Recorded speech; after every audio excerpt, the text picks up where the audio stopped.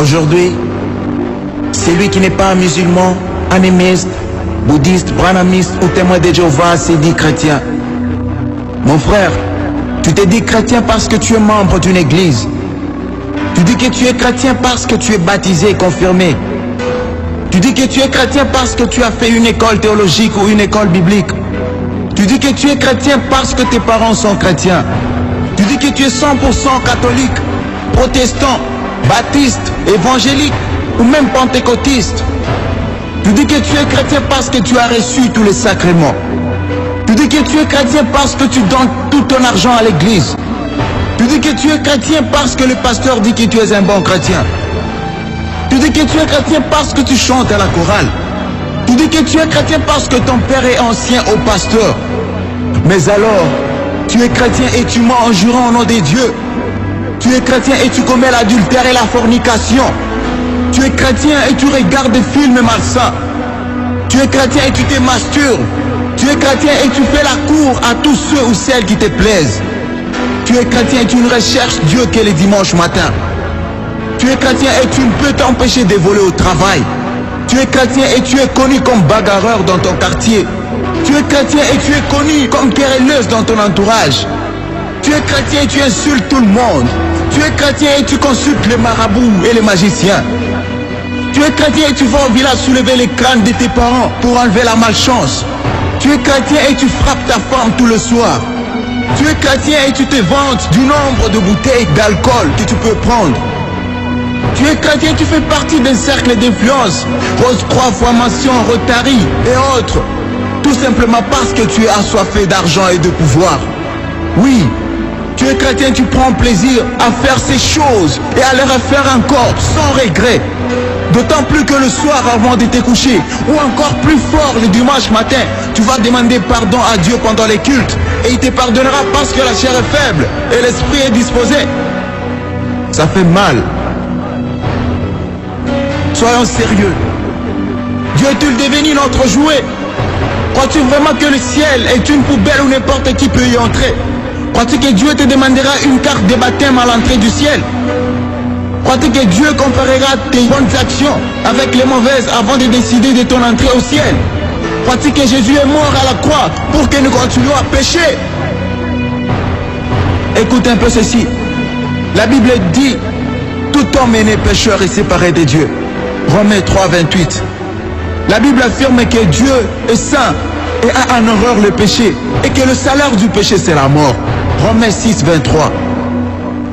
Elle déclare encore que nous sommes sauvés de l'enfer par pure grâce, au moyen de la foi et non par nos œuvres, afin que nul ne prenne la gloire de Dieu.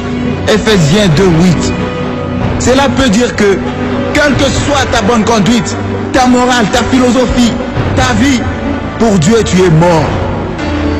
La Bible dit encore que quiconque demeure en Dieu ne pêche plus. Quiconque pêche ne l'a pas vu et ne l'a pas connu. 1 Jean 3, 6. Au verset 10 du même chapitre 3 de l'épître de 1 Jean, il est écrit que quiconque est né de Dieu ne pratique pas le péché, parce que la sémence de Dieu demeure en lui. Il ne peut pécher parce qu'il est né de Dieu. Lorsqu'on parle de pratique, on parle de quelque chose qu'on a l'habitude de faire, ou alors qu'on fait au quotidien. Cela dit ce passage. Ce passage nous dit clairement que le péché n'est plus une option pour ceux qui sont des dieux. En d'autres termes, ceux qui sont nés de Dieu ne se plaisent plus du péché. Un chrétien n'a plus ce qu'on appelle familièrement péché mignon, car il mène une vie acharnée contre tout ce dont son père a en horreur. Que ce soit bien clair, Dieu ne peut pas enlever ce qu'on ne veut pas laisser. La seule chose qu'il nous demande, c'est faire notre part, c'est-à-dire prendre les dispositions pour ne plus tomber dans les mêmes situations, tout en comptant sur lui et sur le Saint-Esprit, ôter complètement ces péchés qui étaient pour nous une obsession. Ne te laisse pas convaincre par le diable qui veut te faire croire que tu ne peux pas vivre sans commettre tel ou tel péché. C'est faux. Dieu serait-il devenu un menteur? Crois-tu qu'il puisse nous demander de faire quelque chose qu'il soit impossible? Lui qui est Dieu et qui nous aime. Beaucoup de gens ont vécu dans ces mensonges, mais lorsqu'ils ont pris la décision de changer de camp et d'abandonner Ils ont fini par comprendre que ce n'était pas une mission impossible, car Dieu avait fait sa part. Tant que tu trouveras des justifications pour tes péchés, tu seras toujours la même personne, tu ne changeras jamais. Y a-t-il un espoir? Oui, gloire soit rendue au Père, qui a donné son Fils unique, afin que quiconque croit en lui ne périsse point, mais qu'il ait la vie éternelle. Jean 3,16. Jésus-Christ est la lumière, mais à tous ceux qui l'ont reçu et à ceux qui croient en son nom, elle a donné le pouvoir de devenir enfants de Dieu. Jean 1,12. Encore un autre mot, devenir. On peut donc comprendre qu'on n'est pas enfant de Dieu, mais qu'on le devient lorsque premièrement on reçoit Jésus-Christ et ensuite on croit en lui et en son sacrifice. Cela dit, avant ça, tu n'es qu'une simple créature de Dieu. À la différence que tu es fait à son image. Un chrétien est par définition celui qui vit comme Jésus-Christ, celui qui a Jésus-Christ pour modèle. Jésus lui-même a dit à ses disciples qu'un bon arbre ne peut produire de mauvais fruits et un mauvais arbre de bons fruits. C'est par leurs fruits que vous les reconnaîtrez. La religion ne te sauvera pas. Jésus-Christ est le seul qui te sauvera. Si tu veux devenir un vrai enfant de Dieu et un véritable chrétien, voici trois démarches à suivre. 1. Confesse tous tes péchés à Dieu, en lui disant que tu regrettes de les avoir commis. 2. Demande à Jésus-Christ de venir habiter dans ton cœur et dis-lui que tu acceptes de faire de lui ton sauveur, ton Seigneur, selon qu'il dit lui-même dans Apocalypse 3,20.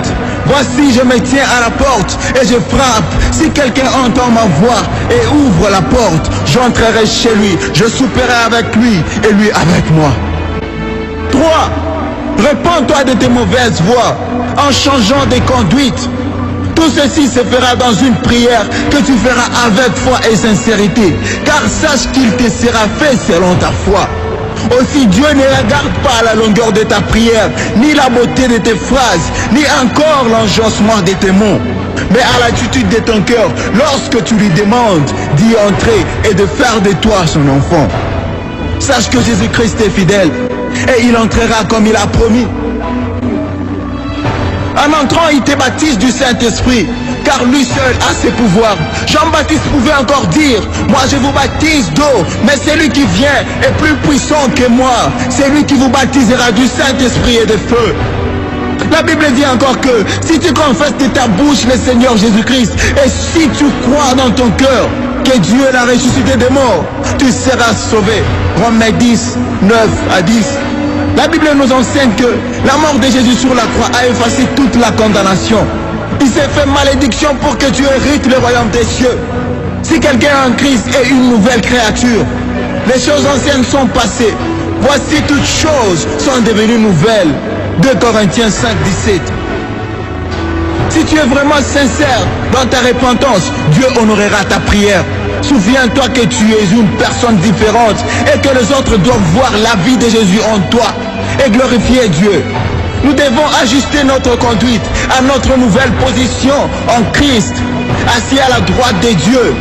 Nous sommes tombés d'accord avec Dieu en ceci, quand nous s'il y a des mises à mort et des renoncements à effectuer, pour que notre caractère et notre comportement s'écartent sur ce que nous sommes. Cependant, il peut arriver que dans notre marche avec Dieu, que nous commettions des péchés involontairement. Lévitique 4.2. Ce n'est pas le moment de se décourager ou de culpabiliser, parce que la raison pour laquelle Jésus-Christ est mort et nous aider à prendre un élan nouveau, un souffle nouveau dans notre communion avec lui. Maintenant, agis en conséquence. Parle à Dieu chaque jour par la prière. Jean 15:7. Lis la Bible chaque jour. Acte 17:11. Obéis à Dieu moment après moment. Jean 14:21. Témoigne de Jésus par ta vie et par tes paroles. Matthieu 4:19. Jean 15:8. Fais confiance à Dieu pour chaque détail de ta vie. 1 Pierre 5:7. Laisse le Saint-Esprit diriger ta vie, ton témoignage et le rendre puissant. Galates 5:16-17. Maintenant tu es libre. Tu peux fouler la grâce qui t'a été offerte par Jésus-Christ. Il a 2017 ans sur la croix du Calvaire, mais sache qu'on ne se moque pas de Dieu. Ce que nous aurons sémé, nous les moissonnerons aussi. Voici, je viens bientôt, dit Jésus dans Apocalypse 22:7. Heureux celui qui garde les paroles de la prophétie de ces livres. Que celui qui est injuste soit encore injuste. Que celui qui est souillé s'essuie encore. Et que celui qui est saint se sanctifie davantage. Voici, je viens bientôt, et ma rétribution est avec moi, pour rendre à chacun selon ce que son œuvre. Je suis l'alpha et l'oméga, le premier et le dernier, le commencement et la fin. Heureux ceux qui lavent leurs robes afin d'avoir droit à l'arbre de vie et d'entrer dans les portes dans la ville. Dehors les chiens, les enchanteurs, les impudiques, le meurtrier, les idolâtres et quiconque aime et pratique les mensonges. Apocalypse 22, 11, 15. Seigneur, aie pitié de nous.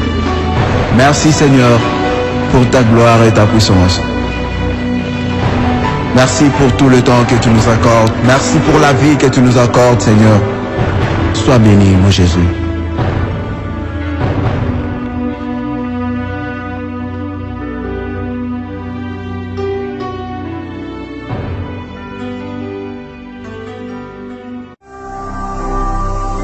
Ne manquez pas de vous abonner à notre chaîne YouTube Jésus-Christ TV, en cliquant sur le bouton s'abonner, juste au bas de la fenêtre de cette vidéo. Ainsi, vous recevrez automatiquement nos nouvelles vidéos, et vous ne raterez aucune. Vous connaîtrez la vérité, et la vérité vous affranchira. Jean 8, 32.